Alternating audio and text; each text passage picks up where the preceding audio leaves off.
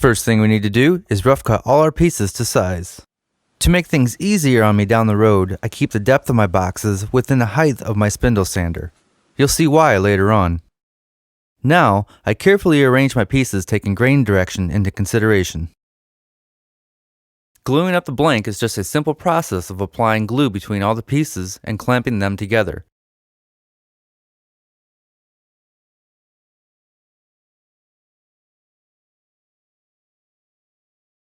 I suggest leaving it to dry for at least 3 to 4 hours.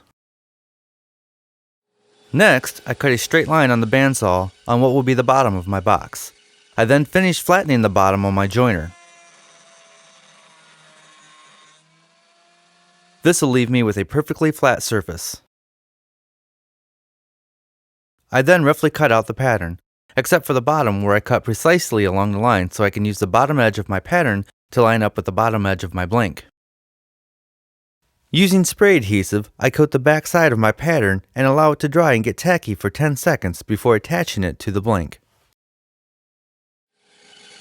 Now, I cut the outside of our box, cutting as close to the line as possible without actually touching it. Later, we will then sand down to the line.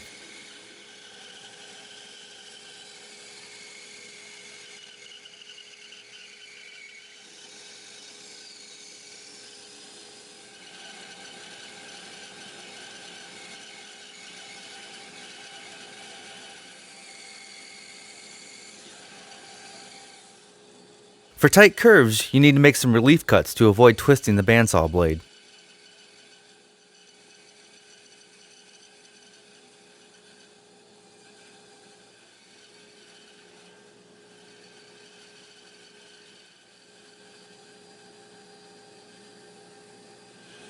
Next, we cut out the drawer for the box. On my pattern, I've made the line for the drawer much thicker. Instead of cutting to the line, I split the line in two, being very careful and slow to cut right down the center.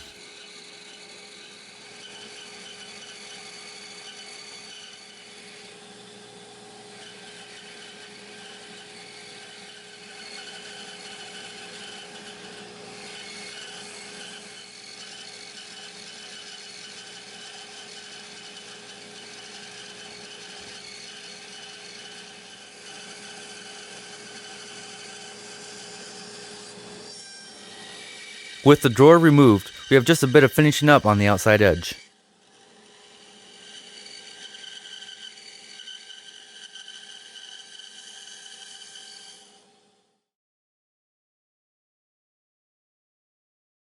Placing the drawer back in, I make a guideline to show me where the opening starts. Now, we take the drawer and cut off what will be the front and back sides. I'm making my sides about a ½ inch thick using a fence on the bandsaw. Be very careful to grip the piece tight when you enter the cut. Because the drawer doesn't have a flat surface, the downward direction of the blade will want to grab the piece and spin it towards the table.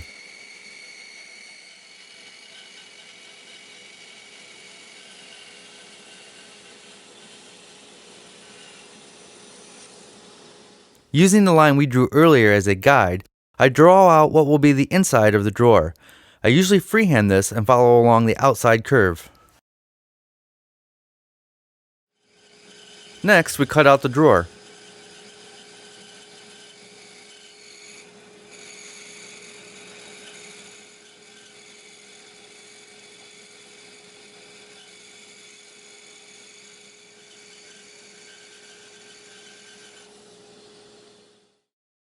Now we glue the sides back on and clamp it down to my bench.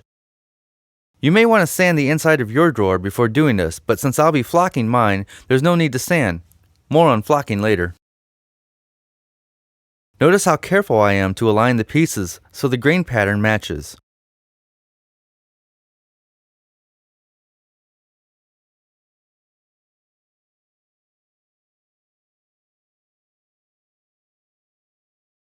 Using my 12-inch disc sander with 180 grit sandpaper, I clean up as much of the outside edge as I can, sanding down to the line on my pattern. Any areas that I could not reach with my disc sander, I use my spindle sander. Here, you can see why I don't make my box depth any more than the max sanding height of my spindle sander.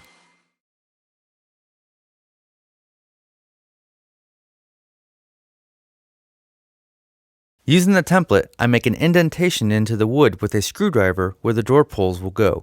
I carefully remove the template and use it as a guide on the opposite side of the drawer to mark where that pole will go. Remember, unlike most bandsaw boxes, this opens up from both sides. Now I sand the drawer on the disc sander. Be sure not to remove too much material, because the more you sand away, the looser the fit will be. Next, I sand the entire box and drawer up to 220 grit with a palm sander and by hand. It ain't fun, but removing all the machine marks and leaving a silky smooth finish really pays off. To round over the corners, I use a rasp, and then more sanding to remove the rasp marks. I do this to all the edges on both the box and the drawer.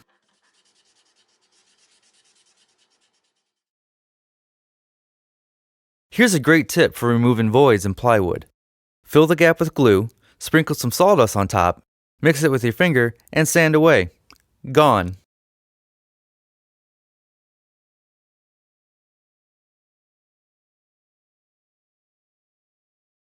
Now, I'll raise the grain by taking a paper towel dipped in water and wetting down the entire box. This will raise the grain that we will then sand away.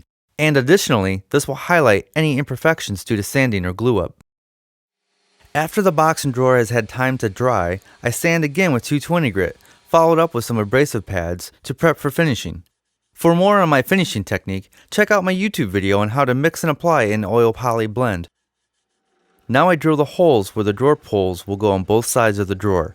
Remember the indentation we made earlier with the screwdriver in the pattern? I'm using the depth stop on my drill press to avoid drilling all the way through.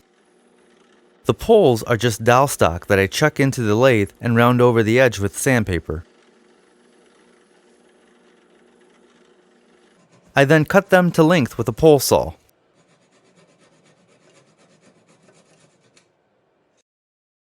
With a little bit of glue and some force, they go right in.